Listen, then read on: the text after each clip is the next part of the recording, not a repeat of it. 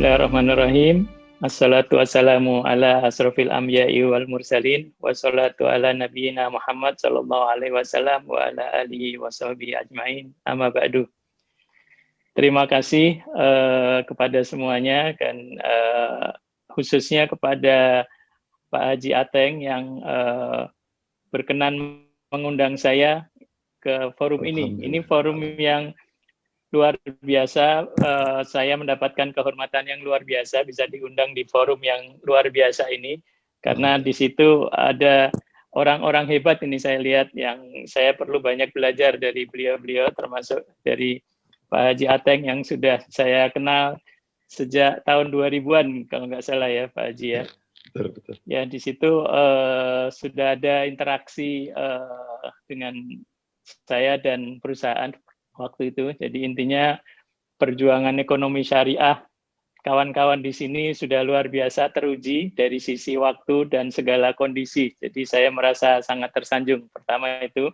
Kemudian saya juga merasa luar biasa disejajarkan juga menjadi pembicara bersama Pak Agustianto. Kemudian juga ada leader dari Sumatera, dan Pak Sugianto. Sulawesi Selatan ada Pak Andi Alif ya, dan leader-leader yang lain. Kemudian juga di sini dihadiri oleh komisaris dan direksi SNW yang akan melakukan kegiatan ekonomi yang luar biasa. Terima kasih atas undangannya. Nah, saya di sini di forum ini, di webinar ini merasa ada di rumah besar. Yang hadir di sini adalah kawan-kawan seperjuangan dalam hal ekonomi syariah. Jadi tadi sudah dipaparkan oleh Pak Haji Ateng, kemudian juga dipaparkan luar biasa oleh Pak Agus ya, memang kapasitas beliau yang luar biasa. Beliau juga sebagai ketua IAEI yang memang ilmu ekonomi syariahnya luar biasa. Jadi saya patut berbangga bisa satu forum ini sama beliau. Terima kasih Pak Agus, Pak Ateng. Kemudian dalam waktu yang singkat ini saya mungkin tidak banyak menyampaikan hal-hal yang sifatnya keilmuan teoritis karena sudah disampaikan oleh beliau-beliau itu, dan ilmu saya mungkin nggak seberapa di bidang keilmuan ekonomi syariah, tapi saya lebih akan atau sharing ya dalam hal prakteknya gitu di dunia ekonomi kita di Indonesia. Nah, dengan judul ketahanan ekonomi umat. Nah, ketahanan ekonomi umat ini kalau kita bicara dari segi umat ya, berarti kita juga bisa ganti judul ini menjadi ketahanan ekonomi bangsa. Karena memang sebagian besar penduduk di bangsa kita ini adalah umat Islam. Sehingga kalau kita memperjuangkan ketahanan ekonomi bangsa, artinya kita memperjuangkan ketahanan ekonomi umat juga gitu ya. Karena memang ekonomi syariah ini rahmatan lil alamin, jadi semua orang tidak peduli agama apapun akan mendapat rahmatnya juga dari ekonomi syariah ini. Nah, kalau kita bicara ekonomi umat, sebelum saya masuk ke dana syariah ya, nanti seperti apa, ketahanan ekonomi umat atau ketahanan ekonomi bangsa ini erat kaitannya dengan kedaulatan ekonomi. Apa kita perlu ada ketahanan ekonominya semacam itu ya. Nah, kita perlu punya ketahanan ekonomi karena kita perlu punya kedaulatan ekonomi. Apa artinya kedaulatan ekonomi? Kedaulatan ekonomi itu kita punya menjadi apa ya, tuan rumah di negeri sendiri. Kita punya kekuasaan untuk mengendalikan sumber-sumber daya ekonomi kita sendiri, bangsa Indonesia ini. Nah, mungkin yang kita sudah jelas merasakan 75 tahun terakhir ini kita punya kedaulatan politik gitu ya. Alhamdulillah kita merdeka yang dikeluarkan oleh Soekarno-Hatta tahun 45 itu kedaulatan politik. Tapi apakah kita sudah berdaulat secara ekonomi? Nah, itu pertanyaan besarnya ya. Selama 75 tahun ini ternyata kita tahun ini ya mungkin masih mengimpor garam, katakan begitu. Garam itu kita berlimpah punya, tapi kenapa kita masih mengimpor garam? Kemudian kenapa kita sekarang masih mengimpor makanan pokok kita, beras misalnya, walaupun kita tanahnya mungkin tanah paling subur terbesar di dunia ini salah satunya ada di Indonesia. Tapi kenapa kita masih mengimpor beras, kita mengimpor kedelai, kita masih mengimpor bawang dan lain-lain? Itu pertanyaannya. Jadi karena kita masih belum punya yang namanya kedaulatan ekonomi gitu.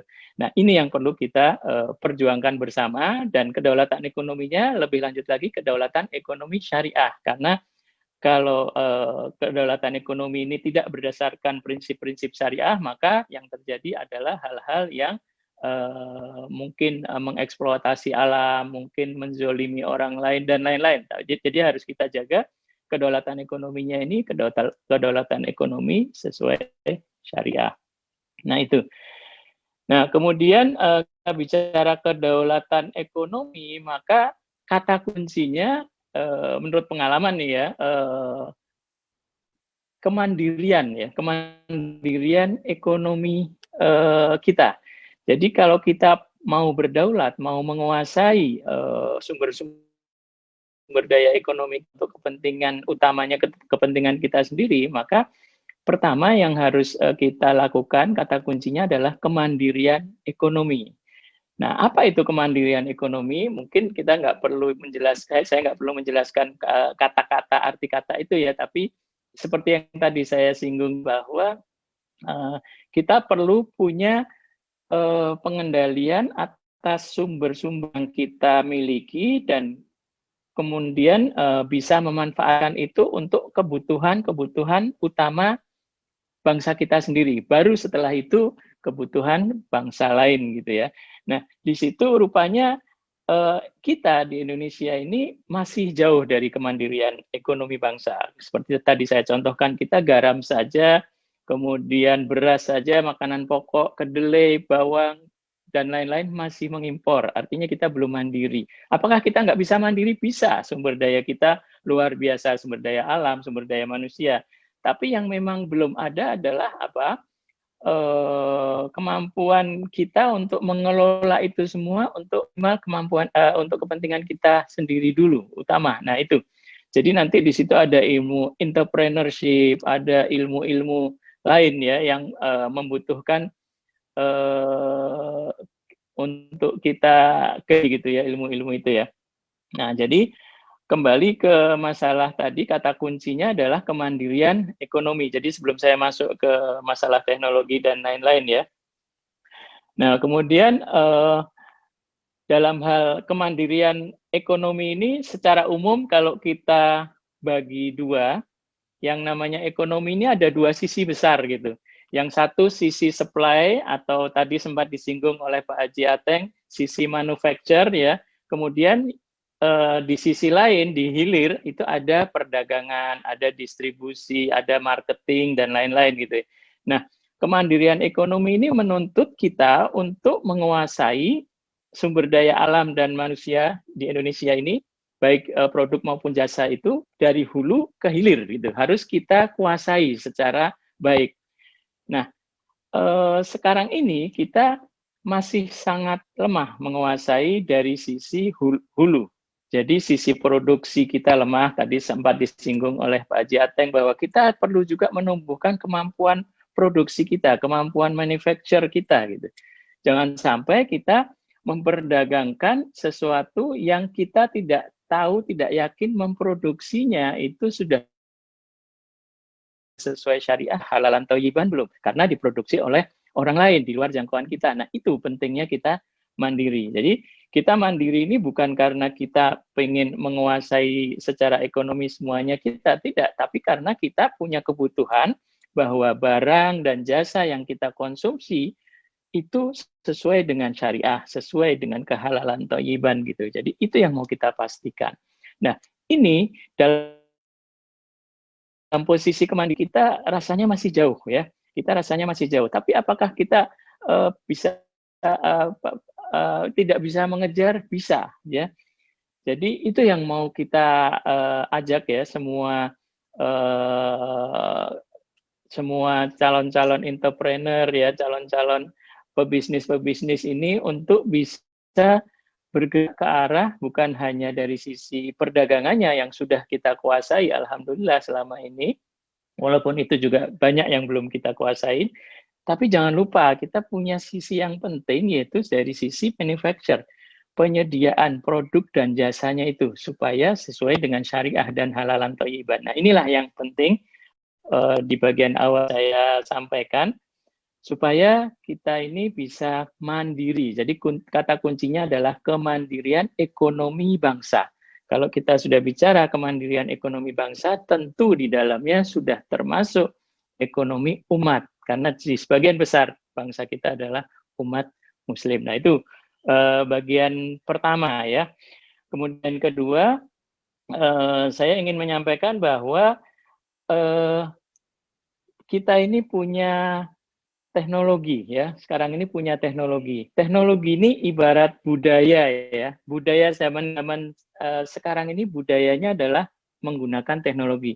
Kalau kita dulu belajar sejarah bagaimana Wali Songo menyebarkan agama Islam di Indonesia dengan mengikuti budaya setempat, maka kalau kita bicara dalam konteks itu, budaya saat ini adalah budaya teknologi, di mana dengan teknologi kita bisa berbicara dengan semua aspek ekonomi, baik dari SDM-nya, baik dari segala macamnya, ya manajemennya dan lain-lain. Nah, itulah yang mau kita manfaatkan.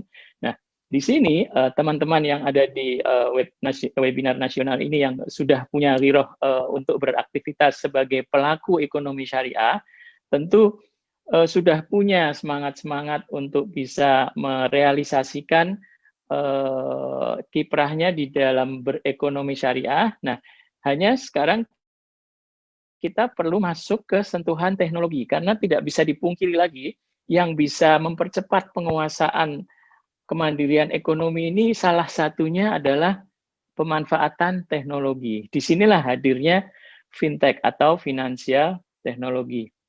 Nah, baru saya mau masuk ke dana syariah. Dana syariah ini adalah salah satu fintech atau finansial teknologi atau kita sebutnya layanan keuangan yang berbasis teknologi. Dan layanannya kita sudah dari awal masuk ke syariah. Makanya namanya sudah dari awal dana syariah. Kita sudah jelas proklamirkan dengan nama dana syariah, ada tertulis syariahnya di situ, itu sebagai bentuk tekad kita. Nah, apa yang dilakukan dana syariah? Yaitu menjembatani antara salah satu sisi orang yang mempunyai kelebihan dana, walaupun kelebihan dananya tidak harus besar-besar ya, cukup dari mulai 1 juta bisa, untuk bisa mensupport teman kita di pelaku-pelaku ekonomi yang membutuhkan modal, yang membutuhkan dana. Nah, dana syariah itu ada di tengah untuk menjembatani supaya pemilik-pemilik dana ini secara teknologi dengan mudah, murah, itu bisa menyalurkan dananya ini kepada teman-teman yang membutuhkan dana untuk pelaku-pelaku usaha yang skemanya adalah syariah. Nah, ini yang penting, karena dengan skema syariah ini kita bisa terhindar dari saling menzolimi, terhindar dari riba, terhindar dari maisir, terhindar dari horor ya. Jadi semua kepentingan ini bisa tidak saling menzolimi. Nah, dan memang kita selalu sampaikan di dalam berbagai media bahwa yang namanya syariah berarti kita bicara khusus kepada umat Islam atau yang beragama Islam atau Muslim saja. Tapi yang jelas bahwa skema syariah ini adalah menjunjung tinggi etika bisnis yang universal. Semua pebisnis, semua pelaku ekonomi mengharapkan etika bisnis seperti ekonomi syariah, yaitu apa etika bisnisnya?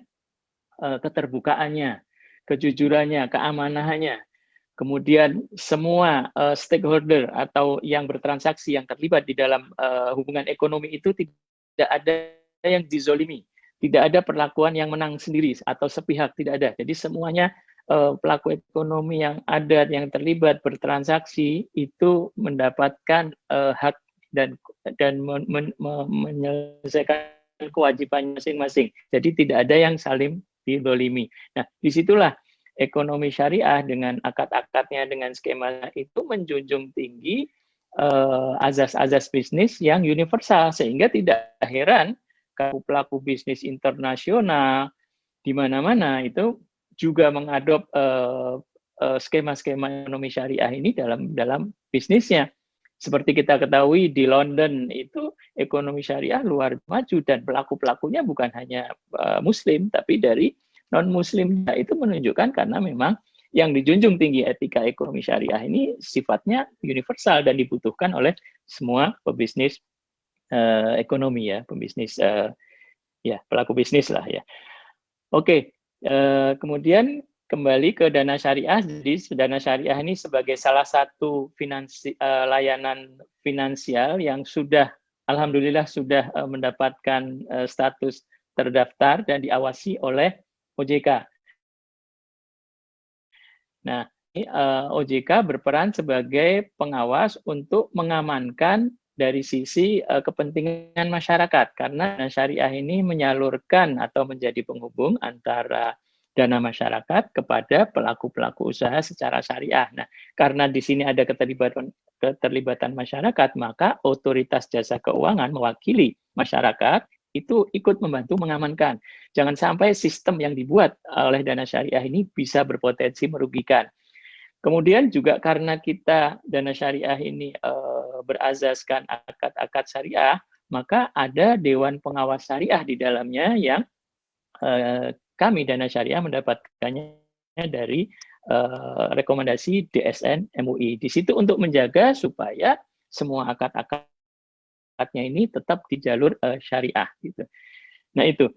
Kemudian dana syariah ini sebagai salah satu teknologi syariah, kita juga punya kawan-kawan yang juga seperjuangan dalam arti ingin memajukan ekonomi syariah dari sisi teknologi, dengan menggunakan jalur teknologi. Nah, kita punya teman-teman di Asosiasi Fintech Syariah Indonesia. Di situ ada belasan ya. Sebetulnya ada banyak, ya, tapi yang sudah terdaftar itu ada kurang lebih 11 yang sudah terdaftar dan diawasi oleh OJK, bahkan ada 2 yang sudah berizin gitu ya. Nah itu kawan-kawan di fintech atau finansial teknologi ini punya kepedulian yang sama, yaitu ingin menjembatani satu sisi pemilik dana yang punya kelebihan dana walaupun tidak banyak, bisa dengan murah disalurkan dananya kepada teman-teman kita, entrepreneur-entrepreneur yang membutuhkan modal, membutuhkan dana dengan skema syariah. Nah, jadi perjuangan teman-teman ini harapan besarnya bisa terbentuk menjadi satu ekosistem ekonomi syariah. Apa arti ekosistem ekonomi syariah? Ekosistem ekonomi syariah itu artinya kita menggunakan segala bentuk produk dan jasa yang sudah sesuai syariah, baik itu secara produksinya maupun sampai ke ujung hilirnya ya, dari hulu ke hilirnya itu menggunakan skema-skema syariah. Termasuk salah satunya adalah cara pembayaran atau cara pembayarannya pun juga dengan cara-cara syariah. Alat pembayarannya pun juga syariah. Nah, dalam rangka itu, maka salah satu teman kita di Asosiasi Fintech Syariah itu ada yang launching ya, yang namanya Syariah Coin. Nah, Syariah Coin adalah nantinya ini Syariah Coin ini akan menjadi alat pembayaran syariah yang berbasis emas fisik ya. Nah, alhamdulillah sampai hari ini Syariah Coin itu sudah melakukan dengan emas secara syariah yang luar biasa besar juga, alhamdulillah ya, karena respon masyarakat yang luar biasa dan ini dilakukan secara syariah. Nah, alhamdulillah Syariah Coin ini pun juga sudah kerjasama ya dengan SNW untuk bisa mengajak teman-teman kita pelaku usaha syariah ini untuk juga ikut berdagang emas secara syariah melalui aplikasi Syariah Coin. Karena di dalam Syariah Coin ini ada dimudahkan gitu ya, orang jual beli emas tidak harus dipegang secara fisik, tapi bisa secara digital gitu ya. Tapi itu tetap sesuai dengan koridor agama. Jadi kita membeli emas itu penjual harus punya emasnya dulu, harganya sudah fix dan tidak boleh diangsur dan seterusnya ya. Jadi mungkin secara teori kesyariahannya ada Pak Agus di sini dan pakar-pakar keilmuan ekonomi syariah yang lain. Tapi intinya adalah syariah coin itu sebagai salah satu upayanya ingin diarahkan menjadi salah satu alat pembayaran yang sesuai dengan syariah, yang berbasis emas secara fisik. Jadi sekarang ini syariah coin sudah bisa dipakai sebagai alat atau marketplace untuk kita jual beli emas, walaupun kecil bisa dengan mudah dan menggunakan teknologi. Nah, kemudian kita juga mengajak teman-teman kita yang punya ide-ide ya di sisi tadi, karena kita banyak kelemahan di sisi manufacture, di sisi produksi. Maka kalau ada teman-teman kita yang punya ide, bahkan mungkin sudah menjadi startup di produksi yang kita banyak sangat lemah, untuk kita carikan pendanaan dari kita yang punya kelebihan dana yang maunya dengan skema syariah juga. Sehingga dengan demikian nanti akan bisa mengkolaborasikan, karena kalau kita sendirian tidak bisa bekerja sama di sini, berjamaah di sini, berkolaborasi, dan itu kalau kita saling menunjang, insya Allah yang namanya kemandirian ekonomi bangsa, dan itu berarti kemandirian ekonomi umat, insya Allah akan bisa tercapai. Kurang lebihnya mohon maaf. Wassalamualaikum warahmatullahi wabarakatuh. Waalaikumsalam warahmatullahi wabarakatuh.